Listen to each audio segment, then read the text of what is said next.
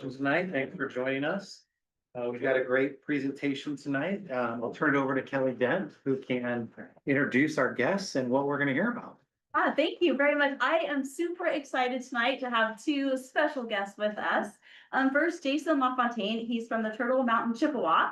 And Jason has been our Native American program director for, I've known Jason for over a decade. 19 and a half years. So Jason, we kind of tell the stories about how many different directors or people like in my position that he's worked with over the years. And Jason just has been such an awesome support and partner through lots of different things with the district. And Martha here, Martha Sherman, I met Martha when I first started teaching. I don't even know, way long ago at Sumner High School. And then Martha, your Hoopa Valley tribe. And Martha left us and went to Tacoma for a while and met two, then went to 5, then retired, and then she has been recruited back. And so Martha's just this long-standing legend in the area. And then you'll see Angelina Nokai's name up there as well. And Angelina, unfortunately, wasn't able to be here tonight. She's with her family. So just wanted to still keep her name up there and acknowledge the hard work that she does in the district as well. So thank you both for being here. It's an honor to have you here and the work that you do with our students. So what I'd like to do is kick us off with the land acknowledgement. So I think most people have seen us do this in the district, and it's really paying tribute to some customs and practices that tribes have done. And so it's really about acknowledging the land. And so one of the things that I've learned, and also from Jason, is that you shouldn't do the land acknowledgement if it's just empty words. It needs to be something that you really honor and you care about, this land that we live on and land that was occupied where we are by the Puyallup tribe. So this is a land acknowledgement that has been adjusted over the years from people in our district. And so I just like to take a moment and pause and read the land acknowledgement and just have you really lean in and listen to the words as I say them. So we acknowledge that the Sumner-Bonney Lake School District rests on the traditional lands of the Puyallup people who have lived on and cared for this land since time immemorial. The Puyallup people are still here today, raising families, preserving culture, speaking the Lushootseed language, and leading their community with strength and resilience. As a district committed to lifelong learning, we honor the ongoing presence and contributions of the Puyallup tribe. This land acknowledgement is not only a recognition of the past and present, it is a call to grow in understanding, to listen deeply, to support, and to build relationships rooted in respect, truth, accountability, and belonging for all. And so one of the things that we talk about too with the Puyallup tribe is they're known as welcoming people, and that they would often do and ask before they went on other land. And so again, it's just a symbolism of what this means. So thank you for doing that with us. So tonight is really starting with our promise and having this be around our Native American education program. It's just suiting, right? Like, how do we know, value, and support our Native students in the district, as well as our other students, and helping them to learn and understand everything around the Native community. And I think when you read the land acknowledgement, lots of these words probably like pop up and you can see it reflected in the words there. So then, didn't want to skip this opportunity. November is Native American Heritage Month. And so Jason was actually over at Sumner High School today, sent me an email, and he was over there setting up some We just set up a display over by the pack in the cafeteria. There's a big wall that says Wall of Culture or something like that, culture wall. And they told me that the same 4 photos have been there for like 2 or 3 years. So I was like, oh, well, can we upgrade it? So we the students there, students and I kind of created a poster, and then have some stuff I'm going to show and share, and then they kind of put the wall over with a bunch of different Native American information for students to see. So I think what's really important about this is just, we don't want our students who have Native heritage to just feel like they're, being seen in the month of November. It's really important that our students are honored for their culture and that those values come out and throughout the entire school year. And so that's really like an important thing to think about in the work that they're doing each and every day, is making sure that our students do see seen, that they are seen and supported. okay, sorry. No, Yeah. So I'll say we don't mind, obviously, Native American Heritage Month seems like a good month to come out and talk with you all, to share our program. It's also, I'll get requests from different elementary schools to come out and do sometimes classroom, but usually it's like whole grade level presentations. And then also you'll notice I gave Kelly a bunch of photos that we've taken over the year, or probably the last couple of years, but we take them every year. You'll just see all the different students from different, lessons we're doing, or different schools, and you'll see all their faces. They all come from different tribes, and we'll talk a little bit later about how many students we serve, but I was counting today, we have about 80 different tribes represented from all around the country. You'll see that in a minute, but just enjoy the photos. I think that's my favorite part, just seeing the kids making the fry bread with Teresa. That was Bonnie Lake High School last year, and Teresa came by to grab something towards, I think that was like late May. And those were, of course, my students now, because I work with the Bonnie Lake High School students now, but most of them were all her students in elementary. And so they were all like, oh, Miss Washington. And so we had the opportunity to kind of reconnect. So we always do a connection to our district strategic plan, Future Ready. And so when Jason and I were talking, it's really hard to pinpoint one goal that they don't touch. And so it's really all 5 of our goals. I think about the literacy work that happens with stories. I think about Jason at the high school around graduation, career paths for students, or just plans, past high school. But the one that really stands out the most is really around goal 2. It's around making those connections, having a caring adult that also has that same heritage, being in a place with other students where they can be who they are, to learn, to feel valued, just really stands out. And so we wanted to call out goal 2 specifically in the strategic plan. So connections of policy. Oh my goodness, like there are so many. I think about the work that we've done with Jason. Go to Policy 2020. Jason has sat on adoption committees for US history, providing guidance, feedback, etc. I think about the library 2021 and Jason's advice and guidance on purchasing these books for the library. I think about the transitional bilingual program, where we need to assess students who, if a native language is their first language, and graduation requirements. It's like that all of these things impact all of our students. And so there's no shortage of policies and work that we're not collaborating, questioning, and really thinking about in the work that we do. So before I kick it over to Jason and Martha, I wanted to call out an MOU that happened with the Puyallup tribe earlier this school year. It was a first ever MOU, and it is a 10-year MOU. So the 2025 to 2035, those are real dates. And what happened is the Puyallup tribe and the districts that we do tribal consultations with got together, and Jason was there as a partner in that work as well, and just came up with like, what are some things that we want to do to support our students in a collective fashion? Not the tribe is doing this, the district is doing this, but how do we really put our efforts together? So I pulled a few things out of the MOU that I thought might be of interest to the board.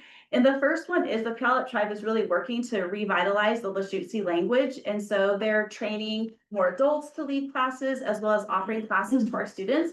And you may remember in a previous board report, we allow our students to earn world language credit for taking Lushootseed classes from the tribe. So I think we might be the first district who figured it out how to do it. Right now we're in the process, Lori's working with other superintendents on hiring an on-time grad coach to support our native students in the Puyallup area. Again, there's no shortage of curriculum. We are mandated to teach the John McCoy, is it Lulius? It's the next. I'm going to say it wrong. Sense Time Memorial. There's an addition to the front of the Sense Time Memorial curriculum name. And so we are just constantly working and supporting, because the lessons that OSPI provides are pretty like widespread Washington tribes. And so we're trying to make it more personalized to the Puyallup tribe. And we do have some students who belong to Muckleshoot, and just trying to add in those other familiar, examples into that curriculum, rather than having it be a tribe that's so far away. A couple other things you'll see on there is the tribe working with the elective credits for their Heritage Youth Paid Internship Program. Again, a super easy thing for our district. Once that gets going, we have a way to do it. And then I think about the last one too, around the tribe really providing other resources for us that we can share with students on career fairs. What are some other partnerships are? I know the tribe is going to share more resources with us for students who might need mental health care, or, medical resources, those types of things is in the MOU as well. So it's quite lengthy, and we're still working through the pieces. Yeah, And go ahead. I can't sure if you said it, but the MOU is not just the Sumner School District, but every Pierce County School District that. Yeah, that resides Okay. on the tribal lands. Yeah, it's pretty exciting. So with that, I'm gonna kick it off to Jason so he can kind of share some big, oh, I'll click for you. Okay. Yeah. Okay. So first off, I'm just gonna go back to. Go back that way. So Okay. I just want to introduce myself again. Bonjour, addition to cause. My name is Jason LaFontaine. I'm an enrolled member of the Turtle Mountain Band of Chippewa, which is a small little tribe in Belcourt, North Dakota, which is in north central North Dakota, about 8 miles from the Canadian border. We are very well connected with the Canadian side of the border, and lots of French people are in that area, so hence my last name is LaFontaine. My father's name is Robert LaFontaine. My grandparents are Henry LaFontaine and Genevieve Blue. And my grandmother Genevieve, she just passed away 2 years ago. She was 102 years old. And at the time, she was the oldest living tribal member for our tribe at the time. They moved from Belcourt in 1955, and they moved to Seattle. And we've been in Seattle. My family's been there ever since. On my mom's side, or my mom's is Swedish and Italian. And so they met in high school. And so I grew up in Seattle. I've been to the reservation a few times. I always knew I was native because, that side of my family. But, growing up in I went to Seattle public schools, so there weren't a lot of native. There's like 5 students. I can picture them right now, and so there were 5 of us. And the only people who knew I was native were my best friends because they had always seen my dad at sporting events. But otherwise I would be white passing. And so, so I kind of see myself and a lot of our Sumner students, and like you'll see in the photos here, some, if you would not think they might be Native American, and so a lot of our students struggle with that invisibility. And so I think one of the big things that our program does is give them that opportunity to relax and be Native and learn. And as we'll talk a little bit later, our students come from not even knowing their tribe to students who might speak Lashutsi and go to powwows. And if you went to the culture fair last spring, we had 2 students dance. So we have the whole spectrum of Native knowledge and culture in our schools. And so Martha and I and Angelina and Teresa, of course, at the time, we just really revel in giving them that opportunity and see them smile on their face when they know, oh, it's Tuesday, Mr. LaFontaine's here. I know he's only here twice a month, but I know it's that Tuesday he's coming. And if I don't make it that day, next time I'm there, like, where were you? So it's always good, heartwarming to know that it's just a few times a month, but it really connects with them. So, right. So first thing we'll talk about a little bit is just our data. So currently our program has 210 students signed up who have Native American heritage. And I just word it that way because they do not have to be enrolled in the tribe to be in the program.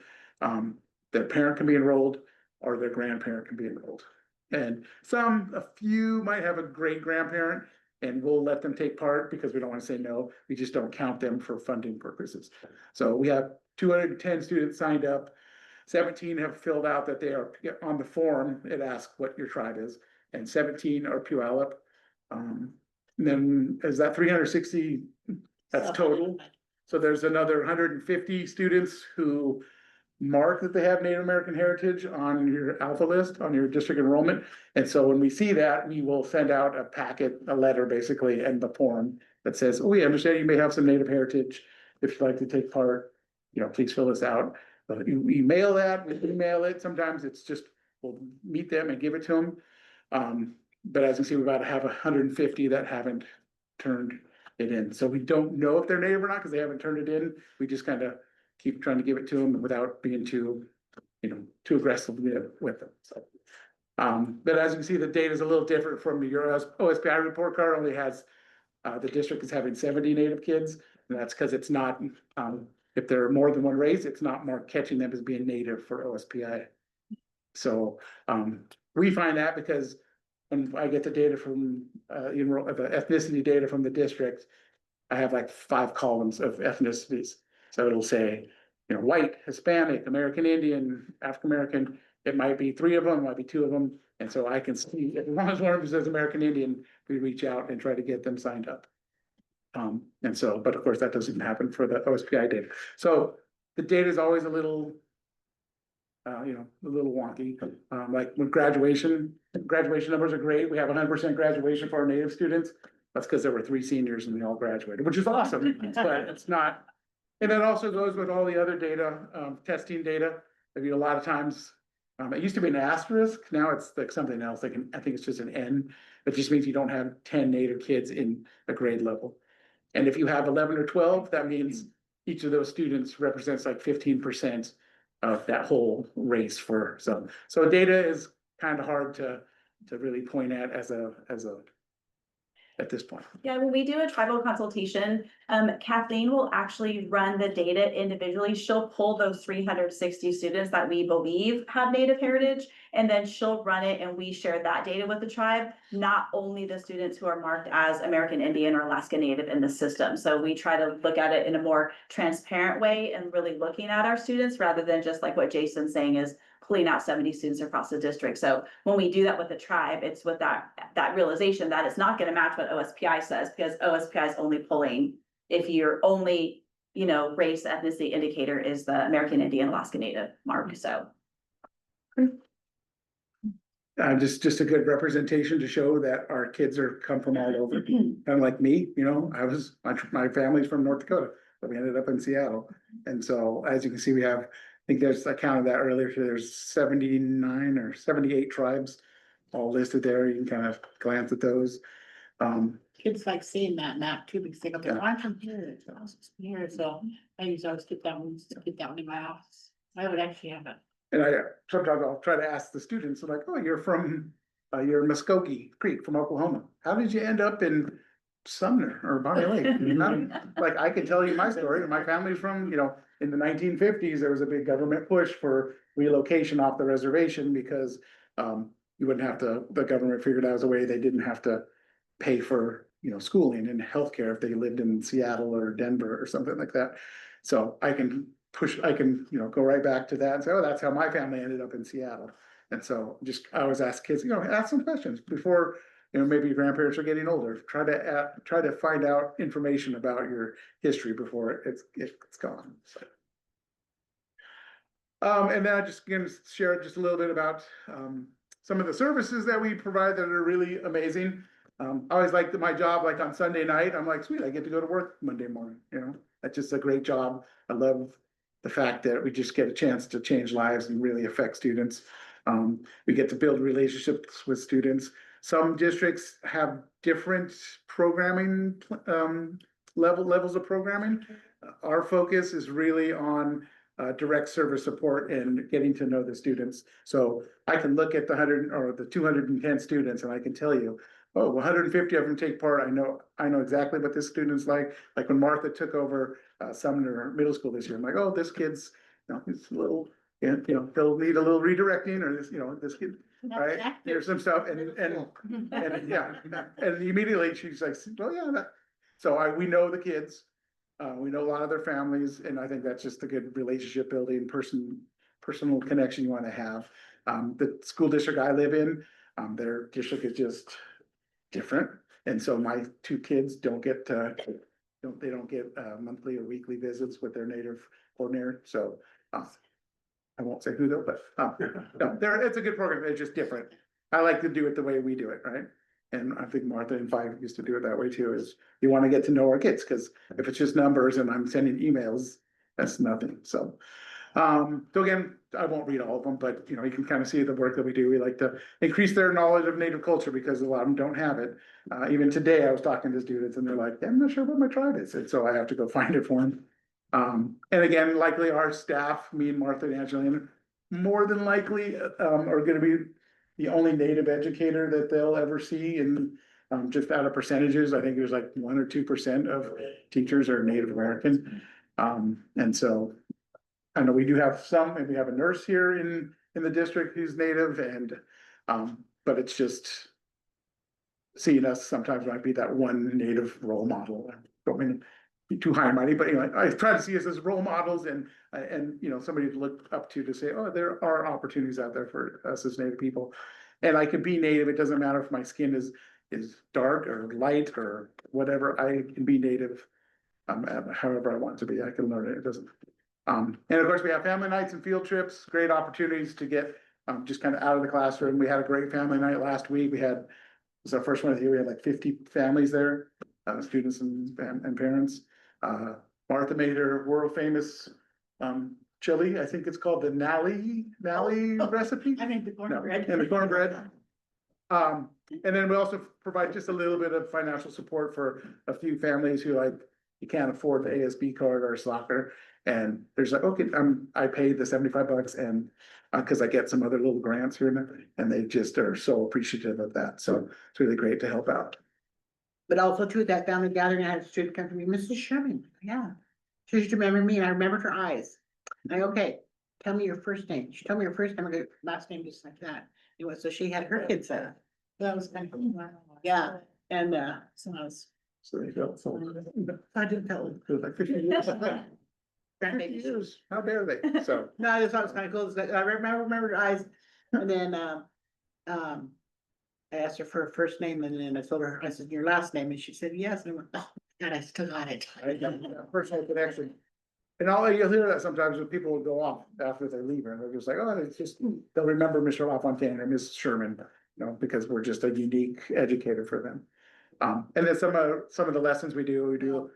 I've also been at powwows and stuff, people come to me, Miss Sherman, and I'll turn and look and I go, okay, Tacoma District, yes, okay, but they just said, you know, just because that connection is what the shows, thank you for just checking in on me. That's that, just checking in. Okay. Again, just a couple, I want to make sure we stay on our time here and honor your guys' time. Some of the other activities we like to do, sometimes people call them crafts. I can't even say the word, crafts. And I was talking to an elder at the family night and she came in and worked with Teresa and the students and they wove, like a pine needle basket, and the principal kind of popped in and saw him, was like, oh, how amazing, crafts, yay. And the elder was like, no, these aren't crafts. We're doing mathematics. We are doing, passing down cultural knowledge. We are community building. She listed like 6 things and the principal was like, oh yeah, that too, right?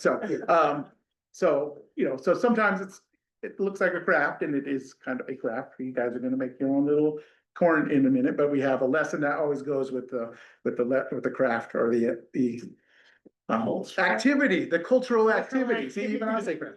So we have a cultural activities that we do. Yes, okay. And then that's for our native students. And then again, some other stuff we do, of course, our field trips, we take our 4th and 5th graders to the Puyallup tribe. They have a native teaching day in January that we all put on with our colleagues in the other districts. And then sometimes we have backpacks donated to us from a parent whose job had like 50 of them. And so we handed those out. And then at the end of the school year, usually we'll honor our native seniors with blankets and a necklace and a book. And so that's David from a couple of years ago. Again, real great. He came in as a senior. He transferred in as a senior. I met him in October, his first year or final year there. He came every time. And we came and his parents came and we honored him and just had just a real quick connection with him in just 1 year. And a lot of kids, like Martha said, we'll see from kindergarten on. If they're here from kindergarten through 12th grade, it's the Teresa for the first 8 years and then me for 4 years after. So we just had that. I remember when I was at one of my schools and it was the end of the first year I'd ever seen this middle school. And he's like, okay, goodbye, Mr. LaFontaine. I'm like, it's nice knowing you, whatever he said. And I was like, well, I'll see you next year at the junior high, or we were in university play school. Like, well, I'll see you next year at the junior high. He's like, oh, we get to keep doing this. And so I saw him for the next, 5 years. So, okay. And then, of course, we also, not just for our native students, we also like to support our non-native students and provide them any opportunity to learn about our native culture as we can. And so I think that's Victor Falls. I think I go there every year and do a kindergarten assembly. And I think I did a 4th grade assembly last year as well. And those are always fun to do. And I bring different items and I hand drum and I sing a song and I do some storytelling. And so just an opportunity for them to learn as well. And then, of course, we do events for Orange Shirt Day, MMIW, Native American Heritage Month, anything we can do to kind of raise awareness for Native culture. All right, and the best news for you, it's only cost you guys $10,000. So the grant is funded through the Office of Indian Education. And the fund seems safe at the moment, so we're good. It started in the 1970s as a way to kind of support Native education for students on the reservation and public school students. And so it's basically funded by how many forms we get each year, and we just report that to the feds, and the feds are like, okay, here's your money for the year. And then it's not, it doesn't always cover, or it covers, but it doesn't always allow for like supplies and family nights. It's just not enough sometimes. So fortunately, I've been able to get some Boeing STEM grants, the tribal grants, Pierce County grant every now and then. And then the district has graciously given us 10,000 that helps us keep everything going, field trips and things like that. So thank you for that. Appreciate it. All right. And now Martha's going to do your first cultural activity. And as she's gonna get that ready, I did want to show you. I had these slides that I made last year because I was talking to my students and I asked them if they could name anybody that was a well-known Native American, and nobody could name a Native American except, do you want to guess the three names that the Sumner School District Native kids said? And you want to guess the three Native Americans that they knew? Pocahontas, not just Sumner. I did this in every district. Yeah. Pocahontas, Sacagawea, and the Bailey guy who caught fish. So I made these PowerPoint, I made a PowerPoint slide. And I just made this thought of, Navajo code talkers, they should probably know about them. And I made some information, and then I made a little QR code that has like a video. And then I ended up getting these printed, and we're gonna put them in every high school and middle school. And then this is the set that's for the district office. The seven are really nice. They're made out like a credit card. But there's the Navajo, so they'll last for a couple of, but the Navajo code talkers, Redbone, anybody remember Redbone? All right, even the kids, I played the video and they're like, I know that song, right? To Come and Get Your Love Song. Fun note, a family member was the drummer in this band. My dad used to tell me that all the time and I didn't believe him, and then I found out that's filter. So then QR code it and it'll play the video. I'll go to like a YouTube video. And then Maria Tall Chief, right? Just the first American prima ballerina. And she was from the Osage tribe, which then leads to a conversation about the Osage people. And if you saw the Killer of the Flower Moon movie or the book, you know what happened with them and the women there, because they found oil on the terrible piece of reservation land. They found oil, and so they decided, well, if we marry Osage woman and murder them, I'll be the heir and I get the oil rights. So I can't remember how many were. It was called like the Reign of Terror. I think there were like 36 women that were killed over a couple of years. So and then Jim Thorpe, right, one of the greatest athletes of the 90s. And then Billy Frank Jr., of course. Got more. And then we tried to go, so not everything's black and white. My buddy Louis Gong here runs that 8th Generation store, just painted a pair of Vans with his Coast Salish art one day, went to work, and somebody was like, I want to buy those. So he sold them. And another said, I want a pair. So he started an empire off of those shoes, and he opened up that 8th Generation store. And so there's another QR code for a story on him so I'm gonna send out an email and encourage teachers to, because these are just a slideshow I did. So I'll send out the slideshow for teachers as well. And the last one is Billy Mills, he won the 10,000 meter Olympics. And he was like supposed to finish 25th or something. And if you QR code it, it's the last lap, and it's the coolest thing ever, because he's kind of tied with the other two. And then at the last 100 meters, he starts to fall behind, so he's not even on the camera. And then the last 50 meters, he just hits the acceleration button and he flies past these two guys. And it changed his life. Like I tell the kids, if he had finished 5th or 3rd or whatever, his life would have just been, oh, he was a former Olympian, but he won, and he spent the next 50 years being a guest speaker. He opened up a charitable organization, and so you just never know when that moment's going to come. So I'm just trying to share that with kids. So I'm going to give these to Kelly to give to the district to put up on the walls here, and they'll also be at the high schools and middle schools this month. Okay, so I just talking, we're going to start this, I'm doing the picture is cut fingers. And fold them in half, then I just kind of give them a couple twists and kind of bring them up. Wrap them around, and these do not have to be in sync, they do not have to each match. Because when you get corn. The colored corn like this, the maize corn, it doesn't match, so I know some kids sitting there pick them out and do match, but I just feel like you have to grab them and just start sticking on there. You put like what, 10, 15, I think we figured 15 was a good. 15 on each one, and then when you're done, you'll just take and wrap it at the end and never. You can- Yeah. Then bring it back together and then. Are you? You want to do the, talk about the corn, or you want to Yeah. do that part? Yeah. Right, Great. Okay. we're talking, so. Oh, Oh, sorry, yeah, do you want the paper? I'm I was sorry. going off script. which Yeah, was- there you go. I know, that's what I thought, like, I know, maybe a turtle. I totally went off script. Okay. So, so the lesson that we do with this with the students is we're talking about the three sisters, corn, beans, and squash. And so since it's not planting season, this is a great fall activity. And there's all kinds of different lessons and articles about it online. Who are the three sisters? When to plant, what varieties to plant. So I'm just gonna read a little bit of this. So for many Native American communities, these three seeds, corn, beans, and squash represent the most important crops because they complement each other in the garden as well as nutritionally. Corn provides tall stalks for the beans to climb. Beans provide nitrogen to fertilize the soil, while also stabilizing the tall corn during heavy winds. And the large squash leaves shade out the weeds and help retain soil moisture. And the corn provides carbs, and the dried beans are rich in protein and have amino acids. And the squash provide different vitamins and minerals. So they all kind of work together. So they're known as the three sisters. There's several children's books that have been written that we'll use with the program.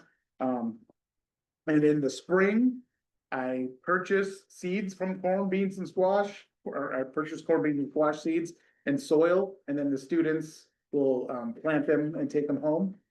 And so again, just another way to kind of learn, teach them something about the native culture, and then what regions do this, which is kind of, there's a map that shows you basically everywhere but the Northwest. It's the Southwest and like Minnesota East, they all did the three sisters planting. Think about Emerald Hills too. The Emerald Hills has their kind of community garden area, and then they also have the three sisters planted there as well. So as students go through the garden, it's all students are learning about, you know, what the three sisters are, why those three crops are so successful together, and just it's for all kids. I just like that lesson of like working together, like as a community, you know, if we can transfer that to what's it like to be, you know.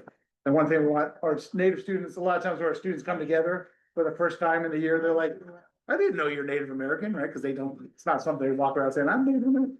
So they get into group and then they see who else is Native in the school, and it's somebody that they can hopefully become a friend with or connect with. And so. So that's what we did on our first family gathering. We decided we would do the three sisters, and that's why we had chili, cornbread, and, I didn't know Jason about pumpkin pie, but that was a bonus, so he brought pumpkin pie. It's true. And then,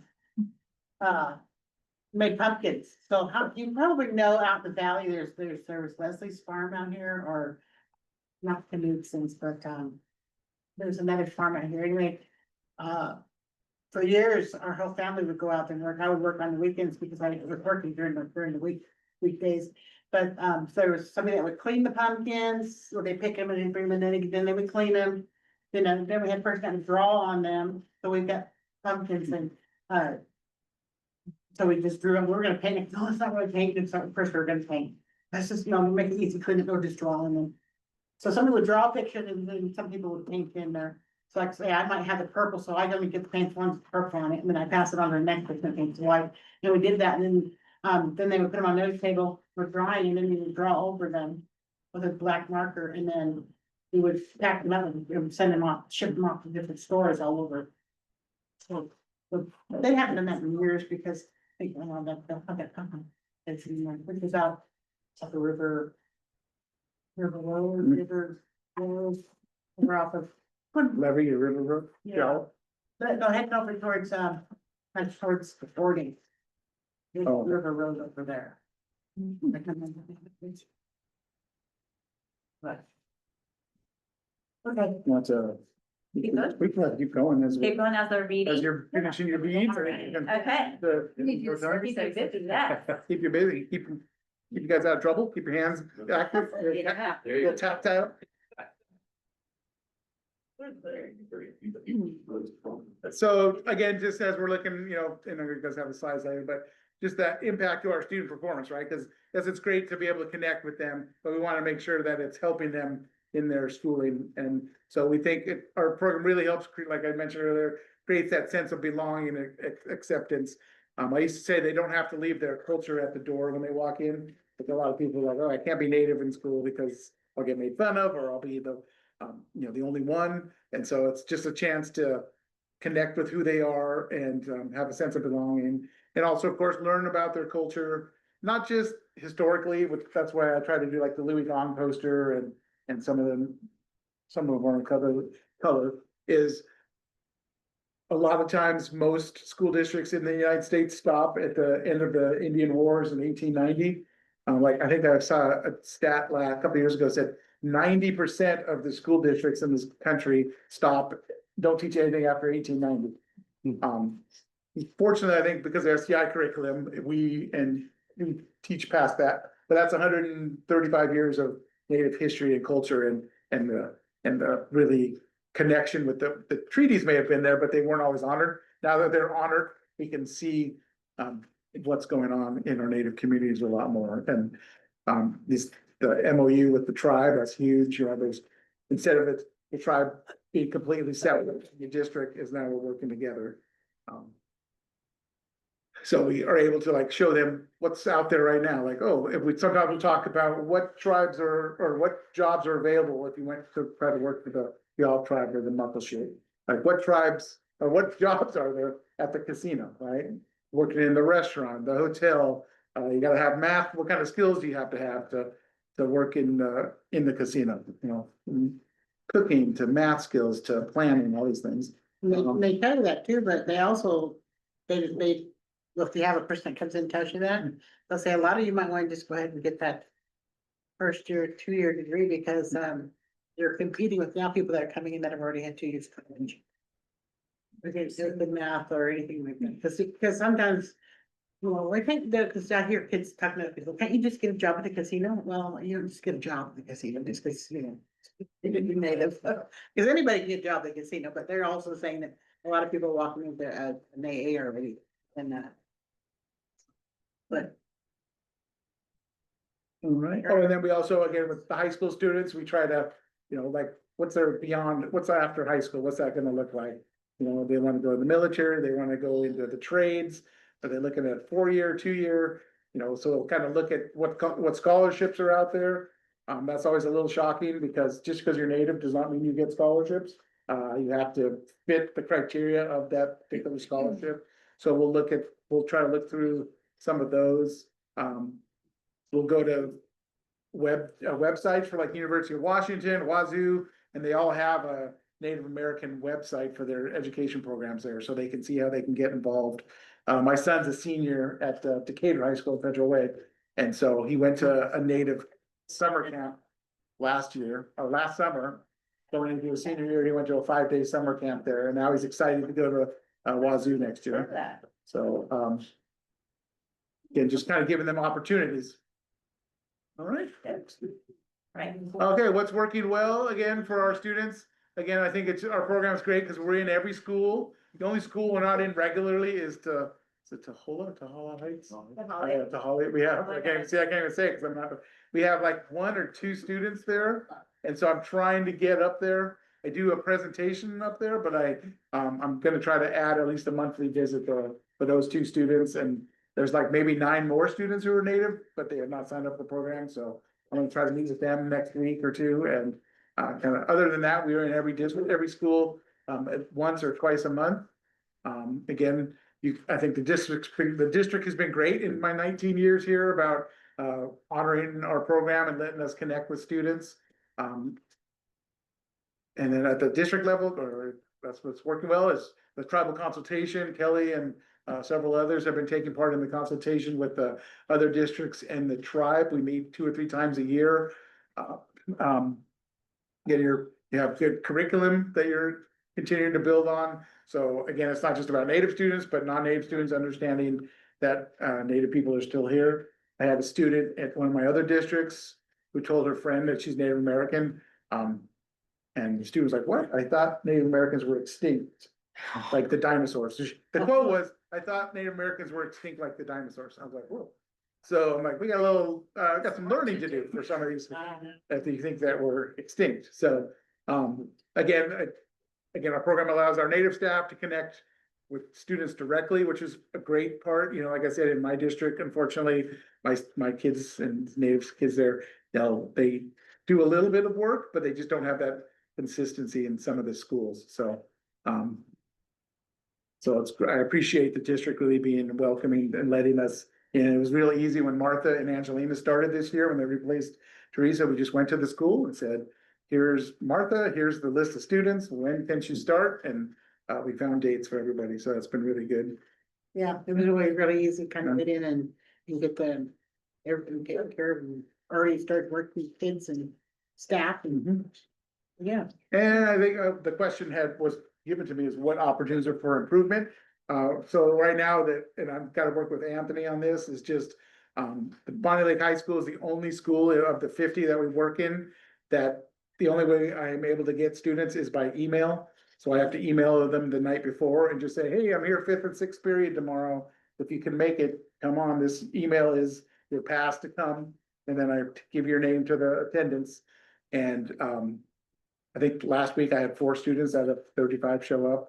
And so I don't know if they're getting, I even email the parents at the same time, just to say, could you remind them?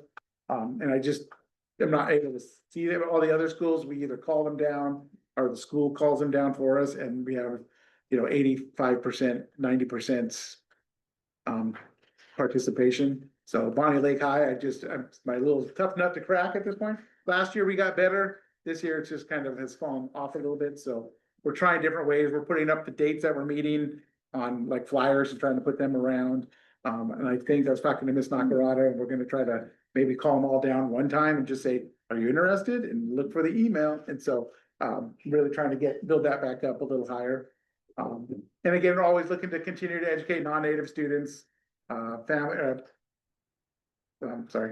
classroom presentations. I always love to go in and do presentations. I think last year in Peninsula, I did a middle school presentation at a history class, which was great. Because, elementary, I just do a little, almost a show and tell on culture with some pictures and stuff. But in middle school, I was able to talk we talked about the boarding school experience, and we just got a little heavier on some of the information. And again, sometimes space at the school can be a little limited, but not too often. It's been really good. And again, just always trying to get a larger percentage. I think that number was 150 students that might be Native that aren't in the program. So it's always just trying to get the word out to them to say, oh, because sometimes people might mark that they have Native heritage that's like way, way back. And then when I presented with the program, they're like, oh, we're not quite that Native. And so if I know that, then I can kind of take them off the list. But other than that, we got a good system of trying to get the 506 form is the registration form that we have to report to the feds. And so that's just what we send home with the students, and just trying to get as many of those as we can, because more of those means I have more money to do more things. So if we get about $280 per form. So if you do the math, what's 100 times 280, right? 228,000 or so. So that would be a whole new part-time or Martha would come out of full retirement for that. No. Martha, I got 28 more hours for you. I only work 3 hours. Perfect. So we're never leaving. So, then we're down to our last, perfect, because this is gonna. Okay, so we have one more cultural activity. Everybody done with their meeting? Bill, Mr. Gaines? I'm retired. William? I only work a couple hours. That's all right. That's all right. As I tell the students, it's art. There's no right way to do it. Everyone's gonna look different. So the last lesson we're gonna do is on the medicine wheel. Anybody know everybody know what a medicine wheel is? Good, perfect, good. So, a medicine wheel, as you'll see from Kelly's passing around, they come in different, not shapes, but different ways of looking. All right, this is just an artistic one with some feathers. This has some words on it. This has some other words on it. The medicine wheel is really more of just a concept that Native people use. Different tribes have different kind of ways of being with it. Different, what's the word I'm looking for? The word, where's medicine? Okay, Okay, this is what it's gonna, that you guys are making. this is what you're gonna be making. Oh. So. And the reason Martha's doing it is because I tried it last night and. I showed him some pictures and he decided to have me. I was like, mine was terrible. Mine was like kindergarten level, and I mean that in a nice way. So, but so this is you guys are kind of gonna, and so we're gonna be doing this with the middle school and high school kids this year. So a medicine wheel again has many different meanings to different tribal groups. There's typically 4 colors: red, white, black, and yellow. And there's usually 4, there's usually 4 sides to it. I have a quarter for each one. It's obviously a wheel. There's represents the 4 directions: north, south, east, and west. It represents kind of the mental, spiritual, physical, and emotional connections of, it represents the 4 life cycles from, birth, youth, adult to being an elder. So it's really just this all encompassing concept of different ways of being. And so what I gave you guys is 2 kind of different versions. So you kind of see how they use it. Spring has the 4 seasons, the 4 elements of air, fire, water, earth, all kinds of different things. The 4 eagle or tobacco, sweetgrass, sage, and cedar, the 4 main not crops, but medicines, right? And then the other wheel talks about belonging. The reason I added this one is because it talks about belonging, community, finding your meaning, and history and stories. So, I mean, I know it's a Native concept, but really no matter what our culture is, these all can strike a chord with you and who you are. And I like how this one kind of merges the colors. So you've got community, but you have elders and family. You've got meaning and purpose, but you have like some kind of spiritual connection to something, a connection to the land you're from.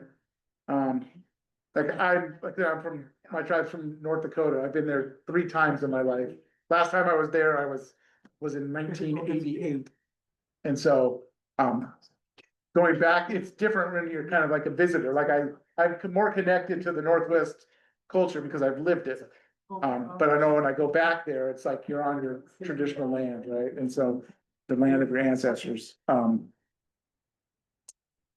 So anyway, that's just, again, I think, just a cool way of showing what a medicine wheel, the concept of it, a way to connect. And so when we do it with students, we just give them this lesson. There's that little coloring sheet on the back for the younger kids.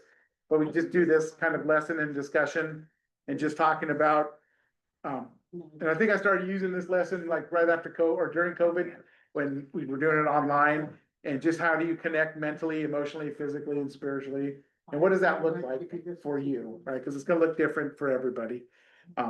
So we talked about also, the wheel obviously being in balance.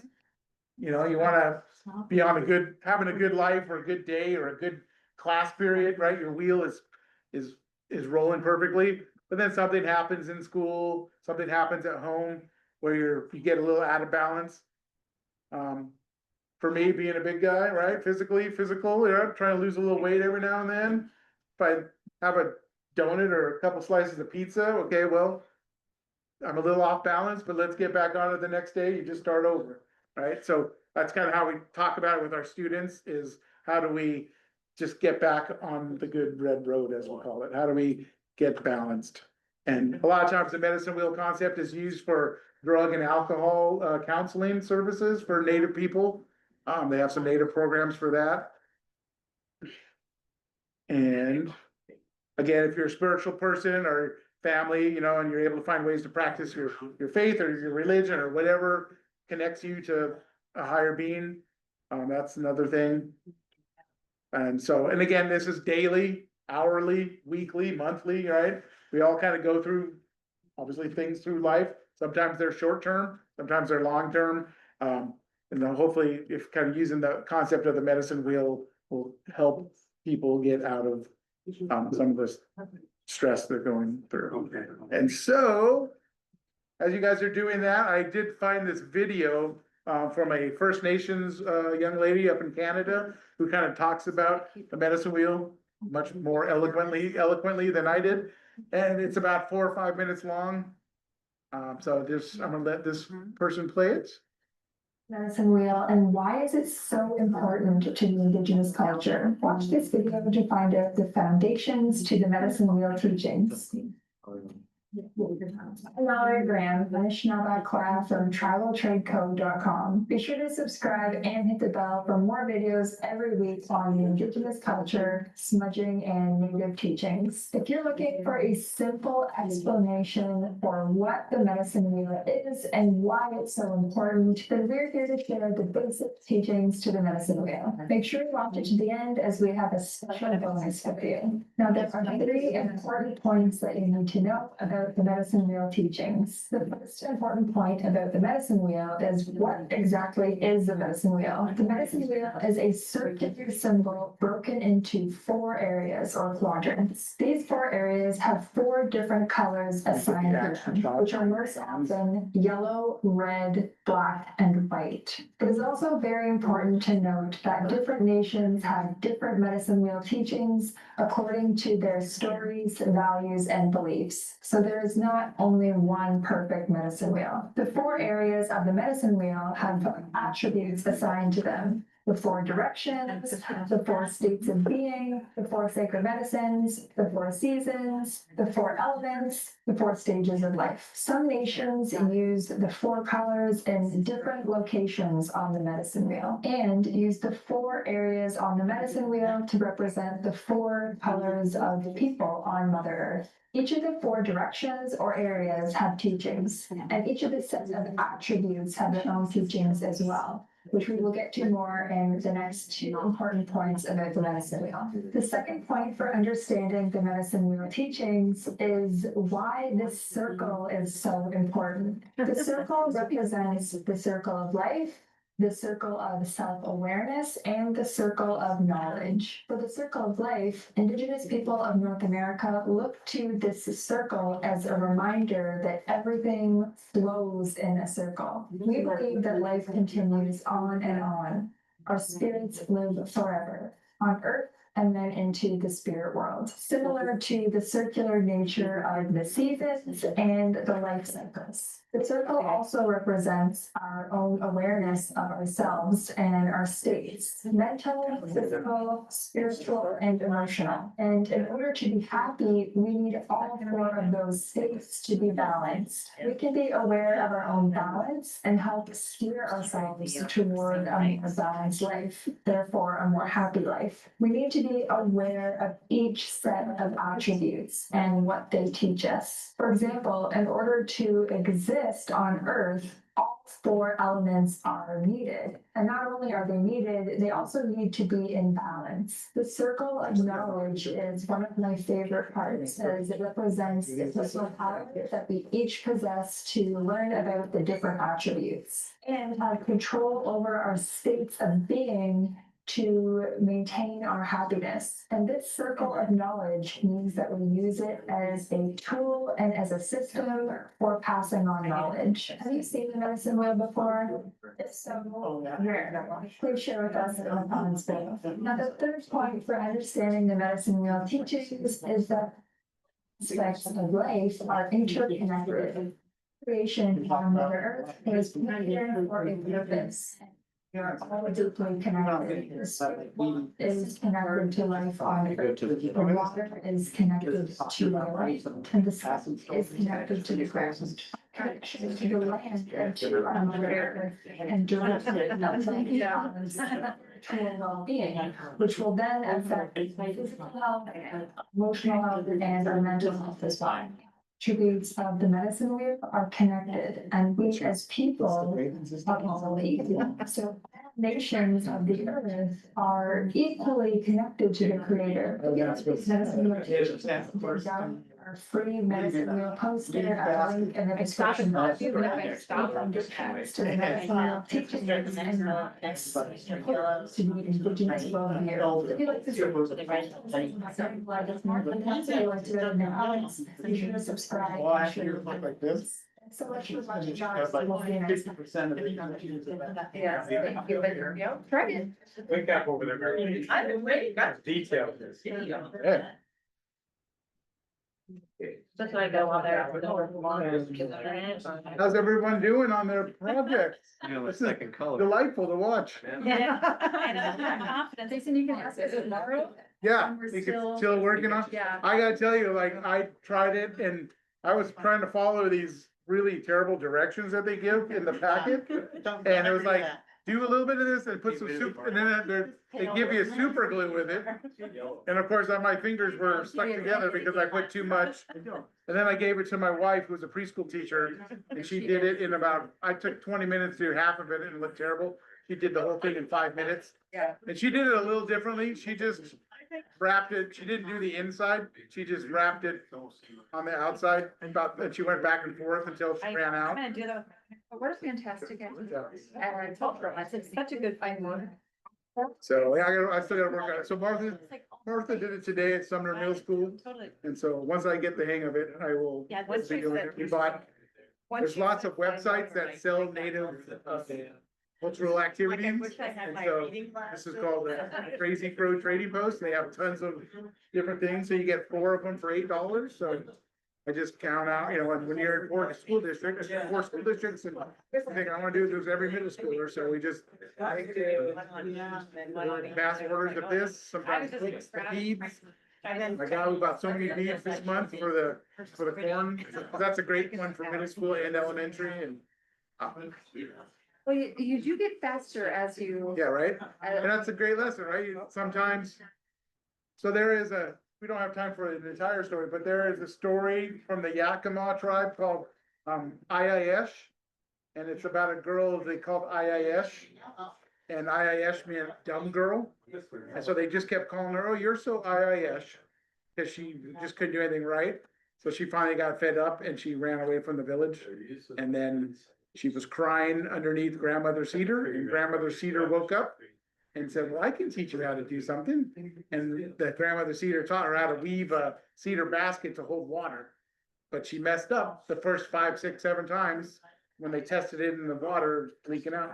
And she's like, I'm never gonna be able to do this. I can't do this. And she's like, well, just try it again. So she had to take it apart, do it again, take it apart, do it again. And eventually it held water. And then, and so again, you always say, I can't do this until you can do it. And then the end of the story, after she does a few more things, she goes back to the village and she's showing off her weaved basket and everybody's like, that's amazing. Will you teach us how to do that? And instead of saying, no, you guys are terrible to me, she's like, yes, I'll teach you.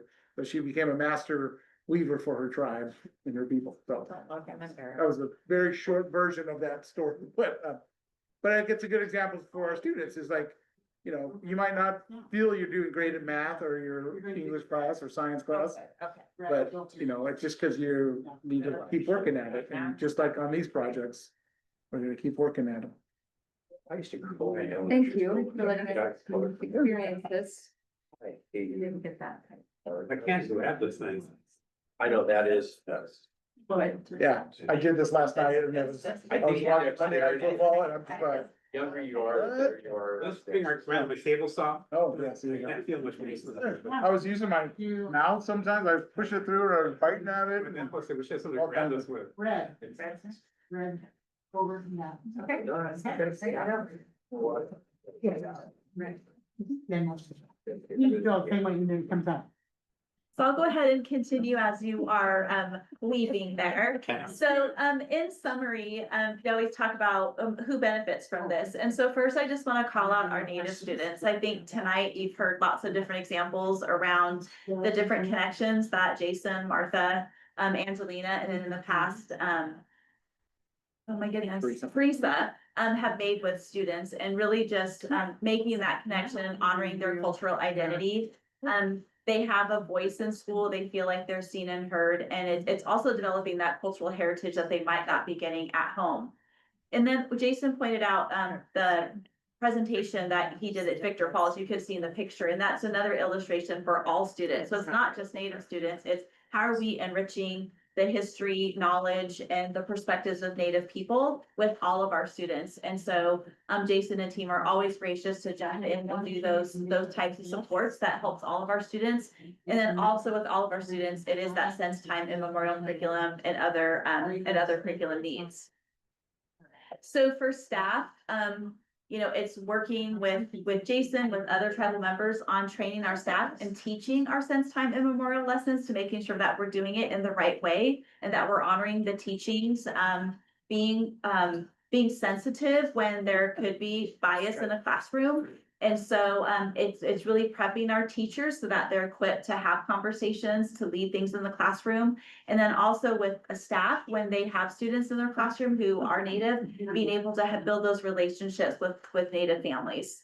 And then the last one, the district and community, I would say the last 3 years, the partnership with the tribe and doing tribal consultations, us getting together now, is the furthest that it's ever been, and it's tough work and it's good work, and that partnership will just have us just being able to do more and better things for students. And so again, I think that very last bullet on there with the MOU, it's that emphasis that it's a shared responsibility for all of our students. It's not just, Jason and Martha and Angelina, they're the ones who need to work with our Native students to get them across the stage and graduate. It's all of us own every single student. And so it feels good to have that partnership.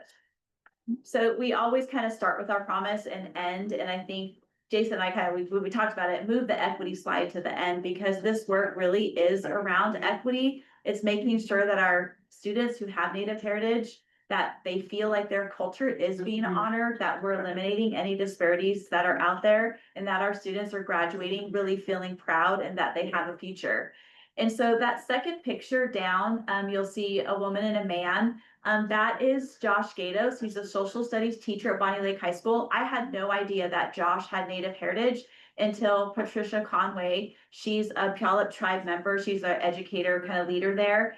And she came in and spent an entire day, went to 6 different buildings, 2 high schools, 2 middle, 2 elementary, and just saw different Native teachings that were happening in our classrooms through sense time immemorial. And watching Jason and Patricia engage in a conversation, seeing Patricia kneel down in front of students in the class and talking with them was so precious.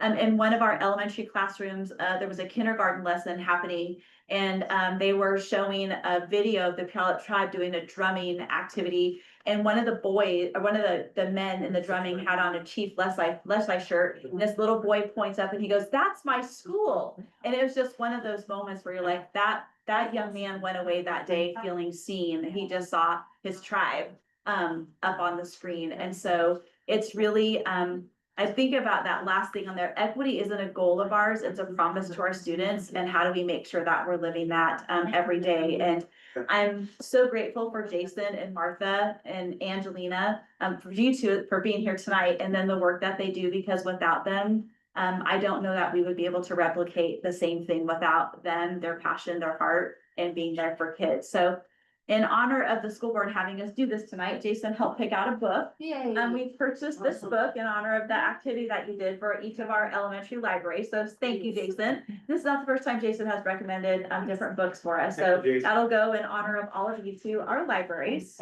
And so with that, want to just see, is there any questions from the board around what you've seen tonight? Any other questions you might have? I feel like this was so thorough, and you really gave us a lot of information that I kind of had questions when I first looked at the slides, but you answered so much. You really gave us a lot of good information. You have any questions? Any questions? Anybody else? Thank you for the Comments? books. What? So thank you for the books. Yeah. Thank you so much. I mean, I guess the only question I would have, and this is just a little bit. It was new to me. I had not heard of that phrase before, but the the memorandum of understanding, I would understand that I'd like to understand that a little bit more. Yeah, haven't heard that. It's basically a contract, I get, right? It says one side will do this and the other side will do this. Okay. Kind of our understanding that the tribe was gonna try to provide supports for, specifically for that MOU.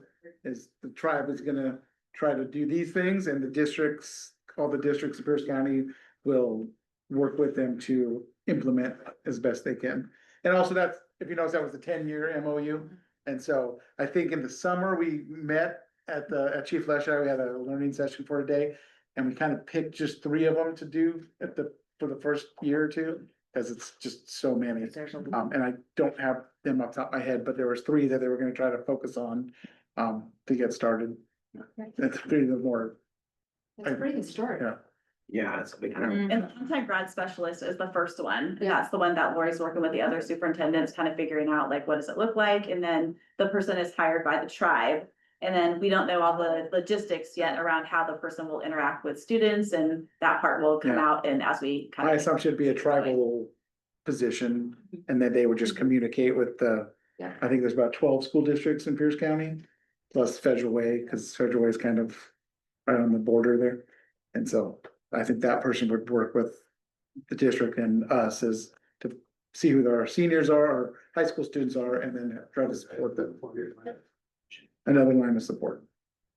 I think your presentation was so thorough that, like Aaron said, as we got closer to the end and I was trying to think of any questions or comments, you then covered all of them.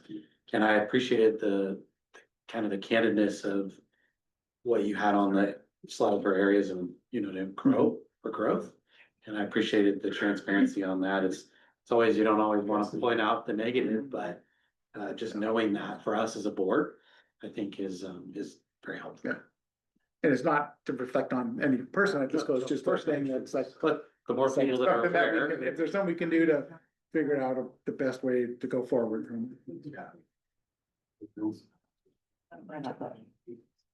So this right here, kind of budded from the medicine wheel that we're doing here. I also like to talk to, especially the high school kids, I'd like to, talk to them about vision boards when they're doing this, so they could, I said, a lot of times people call them goals. I don't want to call them goals, I want to call them a vision. I want your vision. See, they can meet, explain them different ways, of getting to that vision. What they see, hopefully in the future. That's just me. Open your eyes. I think you're good at the end. Really blessed when I first started teaching back in 1979, working with It's like a. someone who does similar work to you two, Erling Bailiff. And watching the impact down at Renton High School and then moving over here and Martha and everyone, how important it is to the kids and to the families. I know it's also chasing sometimes because you have to, they don't come to you like a classroom. You have to find them and do those things. And then on a personal level, I have a great grandniece, who is native, and over another part of the state, and she's gone through some things, and the tribe has jumped in so much to help with the family and her specifically. That it's just amazing how people have wrapped their arms around to help and to have that resource. So thank you guys. I know specifically of some students who have finished, graduated, or moved on to productive activities in their lives afterwards, and because of the work they do with you guys. So And as you're talking about graduation, here's another one too to look forward to. I had a student of mine that was at PLU, and she went in to get a grant, and she called me crying. And so what's the matter? She says, I feel like I'm not in Indian anymore. Like, what do you mean? So I went in to get a grant, and the lady, when I left, pretty much said, well, you don't look Indian, I don't think you need something about getting that grant. So I said, what? What's his name? Right now, I'm afraid for her. I called up this gal Yeah. and, I said, you know, I had a question about one of my students, former students getting this grant. And I said, she really felt like she walked out of there like she was no longer a native anymore. And that she was discriminated against stuff. And she said, oh, no, we don't do that. Oh, well, I'm just gonna let you know, this is what was said, and this is how she felt when she left. And she goes, well, and then another thing was, well, what does she do on her reservation? Well, not all kids are lucky like Puyallup that live right next door on to the reservation. I said, so, you know, I said, she does what she can. She doesn't drive. She might now, I said, but when she was growing up, I said, her father did pass away when she was a junior in high school. I said, but still, she shouldn't be discriminating against them because she doesn't live on her reservation and able to get this grant. My student called me half an hour later, said she got the grant. I know. Sorry. Good job. Yeah, For sure. and I'm going to her wedding. Oh. Next weekend. Oh. Exciting, She's already graduated. She's a nurse. full circle there. Yeah, she's already a nurse. Well, one of the things that I heard that I really love is that you're in the schools and that this program happens in other districts where you're not, where there's not someone there in the school to get to know the students. I love that you're there to get to know them. Cause I think that's really what that connection's really what's going to resonate and stay for long term, right? Like, then it's more than just a lesson, it's a life, you know, something for life, and I think that's really great. You're going to the body. Yeah. Never kidding, I haven't been invited, maybe maybe in the next. Yeah, I think it's.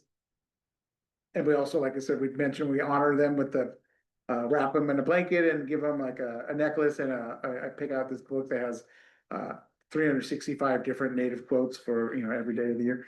And when they find out they're getting a blanket, they start talking about it out their freshman, junior, sophomore year. They're like, cause they'll see a picture from the guy getting one from the previous year. They're like, am I getting one of those? I'm like, well, yeah, when you graduate. I'm like, are you? So they like to, it's just the fact that, again, a lot of our students are urban native kids who, again, if they're not Puyallup, they're not on their reservation a lot, they don't get a lot of those kind of ceremonies and events. And so when they're like, oh, I get a blanket, like I see other native people get, it gets them jazzed up, so. So, Jason gives these at the, do you do this at the pillow? Or is that just for yours? What, the blankets? Yeah. Or the sashes? The blankets. I do it at, well, we did it at the powwow at Franklin, we do it here at the last family night, Oh, or the last day I see him at the high school. okay, so how many do you remember the Easter powwow in Sumner? Yeah. The Easter powwow in Sumner, and when I was here. And we used to, it was the powwow to honor our native grads. It was from Sumner High School, it's been college and different places around, so. Yeah, that went on for like 10 years. Yeah. And then I left when you came back and had one. I did it two of them, but it was, ended up being me doing the entire planning. I was like, okay, there was nobody else. So- Yes, a lot of work. Yeah.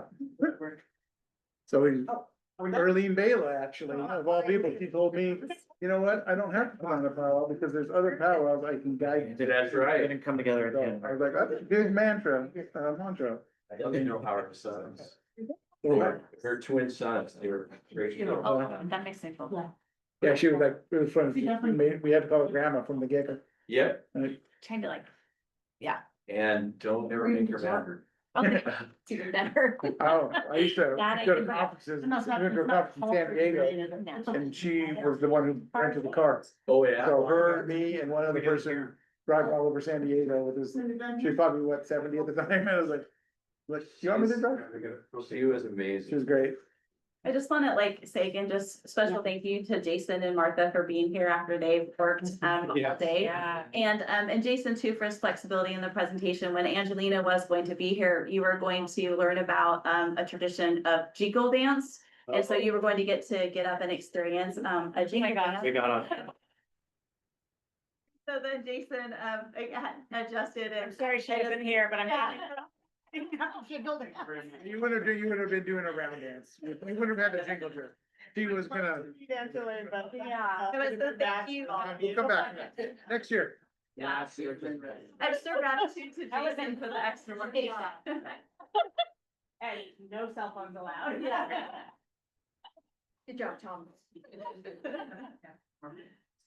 Thank you. Yeah, well, thank you for having me. It's, again, it's been a great partnership for 20 years and just enjoy the work. The work is just, I mean, it sounds cliche, but it's so rewarding and it's just, it's always great to share it with, other people, so. Learned a lot, thank you. Learned a lot, and thank you for what you do for the kids in the district. I know there, the women out there myself, it's just not something specific. You can always- People should come in today and say something. I said, well, we should get somebody into your classes for some, we can, and that's, yeah. Yeah. And I love So- those are so great. I love how they're interactive. That's so neat. And, tomorrow I should have the Native American Heritage Month resources. There's like a letter that goes with it. I'll send it to Kelly and then she can send it out to principals, she can send it out to teachers, but it's just a bunch of resources on Native American Heritage Month. It's these, in slide form on Canva, right? And so everybody can get those if they want to share them in their classroom. Just some other stuff that, and facts that they can use in their announcements from. So the reason it takes long, I try to do it for elementary, middle and high school, kind of separate it out for grade level appropriateness. And, so that'll be out tomorrow. Jason, I'm not gonna invite the partners to come to our next family gathering. Oh, yeah. So I know we're gonna have fry bread. Oh, wow. And Friday it's always fun. Are we doing Friday bread in December? It's December. Yeah. It's that Sunday Yeah, middle. that's always our most popular event. We get, when I talk about Bonnie Lake High, maybe sometimes students not coming. When I put out the email, said, oh, we're doing Friday bread, I think it was December. And there was like an extra 7 or 8 kids there that I had never seen. And I haven't seen them since, but they came to that. One girl does Running Start and she came to that and it was, so yeah, just, food's always a good thing. And again, with that, we don't just make fry bread. I do the lesson on the history of fry bread so they can have an understanding of where it comes from. And, it came from a place of, trauma and horror and they turned it into something, that became a staple of our culture. So. Well, thank you so much for Yeah. being here and thank you for the time Yeah. and all the effort that you put into making sure all our students are seen. Thank you. Is there any board discussion? Or anybody wants to talk about? Got the state of the district tomorrow morning. For those that are gonna be able to. wearing tomorrow. That's What are we wearing tomorrow? It's okay, Tom. You know, I saw discussion hung up, I closed and that's what I'm wearing tonight.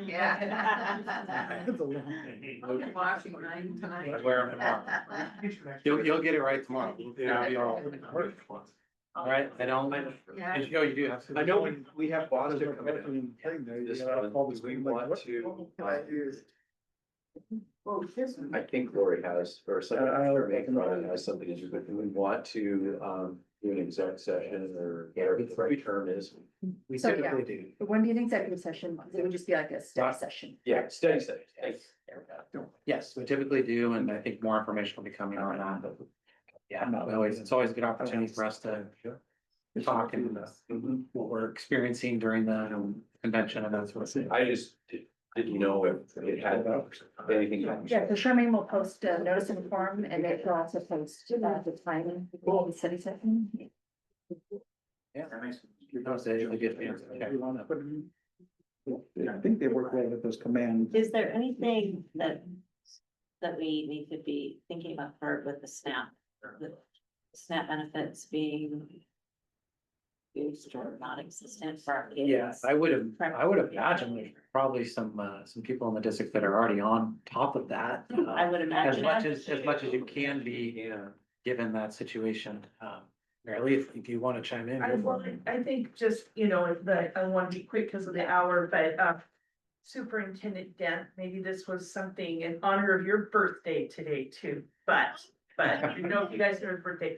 But, we love the Eisman family, Dr. Donald Eisman and his wife Paula, and Paula Eisman today sent the Rotary Club a $2,000 check for us to use to help buy WIC clients and other clients who have babies formula, because all the WIC programs are cut off. And right when I was going to email my team that they had that donation, I opened up a request from a mom in our district who had a premature baby who needed formula at $40 a can, and she can't make it work on a SNAP benefit. That's, I mean, just when I was opening that up, so brings tears to my eyes. So we've got the word out, lots of awareness. The counselors have worked together, created a flyer, we blasted it out on district email, our Facebook pages. We're taking requests from families. Our food banks are amazing. Thursday night or afternoon at CFF, we're having Kelly Fremont from Good Roots Northwest come and talk about their food bank program, their food locker program. So just at every turn right now, we're trying to pump up the volume on the available food resources, and our community is basically reaching out to us saying, what can we do? Can we do? The city of Sumner just allocated $1,000 for us for a family center to buy emergency groceries for families. In that same situation, they walk in, they need food, they need diapers, and then by the next day they can get to a food bank. So that's kind of, and we're all ears for anything else we can be doing, but we're on it. Well, I also just want to add that our schools, Ellie McDaniel and Steve Sholin checks with all of our schools, they're all doing food drives to support our food banks. So remember that, and we're really encouraging families to fill out the forms for free and reduced lunch. Even families that are on furlough, they've lost their jobs, fill out the free and reduced lunch form. Yes. Yeah. Do keep us posted. The longer this goes, the need will keep compounding. I'll be up in front of you in about 2 weeks, so I absolutely. hope it's over by then. All But of us. the money won't probably be flowing by then even. Well, it's the next thing is For schools. Yep. Yeah. I do want to say one more thing. Sure. Before we leave. So Jason was saying it started in 1970. I am a 1976 graduate from Sumner High School. I started as a junior, working at Daffodil for the ESD. So, it was. Go Dolphins. Yeah, I don't think they're dolphins, it's so bad. Anyway, so I would leave, I would walk from the high school over to Daffodil and I would tutor Indian kids. Over there, I had math and reading, and then when I came back to work in 1998, I went back and I was tutoring their kids. Oh, wow. Wow. Yeah, That's pretty special. Amazing. yeah, well, I worked for the ESD there, and then, yeah. That's That's great. really Yeah. cool. Mark, that's the thing, you're graduated too. 1970, Graduated 76. 76, probably. 36. All right, any other topics? Thank you. So, well, thank you, everybody, for Yeah. being here tonight, especially a long day. Thank you very much. Yeah, sure. Work is on, is that?